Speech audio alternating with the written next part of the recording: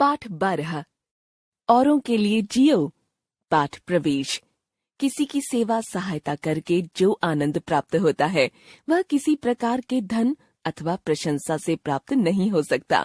बाबा आमटे ने अपना संपूर्ण जीवन कुष्ठ रोगियों की सेवा में लगा दिया। उनसे बड़ा साधक और कोई नहीं। मुझे कभी किसी चीज से भय नहीं लगा, चूंकि मैं एक भारतीय महिला की रक्षा के लिए ब्रिटिश सिपाहियों से जूझा था। इसलिए महात्मा गांधी ने मुझे अभय साधक का खिताब दे डाला था, जिसका अर्थ था सत्य का निडर जिज्ञासु। जब बरोरा सफाई कर्मचारियों ने मुझे नालियां साफ करने की चुनौती दी तो मैंने यह भी कर दिखाया। ये विचार थे कुष्ठ रोगियों की सेवा करने के लिए जीवन समर्पित करने वाले बाबा आमटे के। बाबा आमटे का पूरा नाम था मुरलीधर देवीदास आमटे। मुरलीधर की माँ उन्हें बाबा बाबा कहकर पुकारती थीं और बाद में वे सभी बेसहारों के बाबा हो गए। इनके पिता का नाम देवीदास आमटे और माता का नाम लक्ष्मीबाई आमटे था। वह संपन्न ब्राह्मण परिवार के सबसे बड़े पुत्र थे। इनके परिवार की वर्धा के पास गोरज गांव के करीब 450 एकड़ भूमि थी। समृद्ध होने के कारण देवीदास जी नहीं चाहते थे कि उनका कोई बच्चा गरीब और निम्न जाति के लोगों से मिले जुले। मुरलीधर की माँ बहुत ही सीधी सादी थीं। उनमें सच्चाई, सेवा भाव, उदारता आदि गुण कूट कूट कर भरे थे। माँ ने उन्हें प्रकृति और जीव जंतुओं से प्यार करना सिखाया।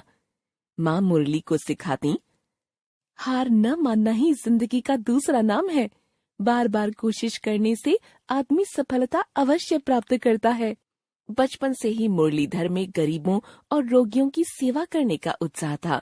मुरलीधर 6 वर्ष की आयु से ही घर में काम करने वाले नौकर चाकरों के साथ भोजन करने की जिद करते थे। घर में ऐसा करना नामुमकिन था।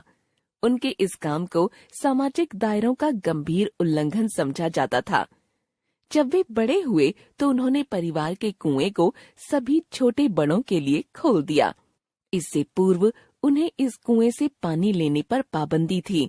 उनके जीवन में एक ऐसी घटना घटी जिसने उनके जीवन की दिशा ही बदल दी।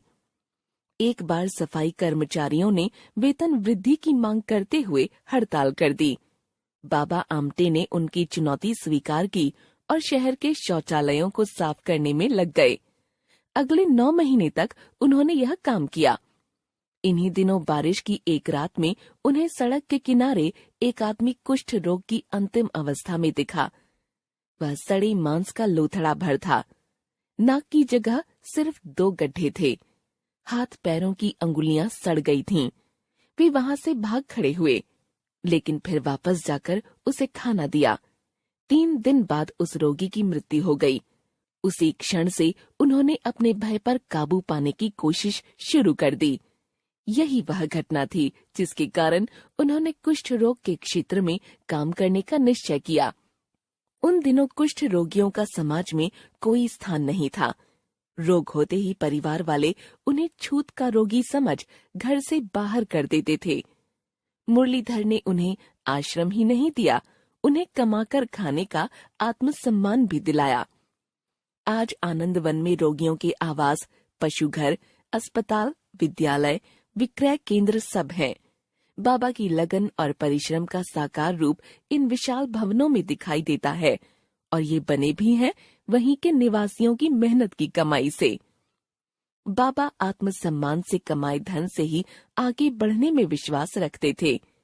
उन्होंने सबको स्वावलंबन सिखाया।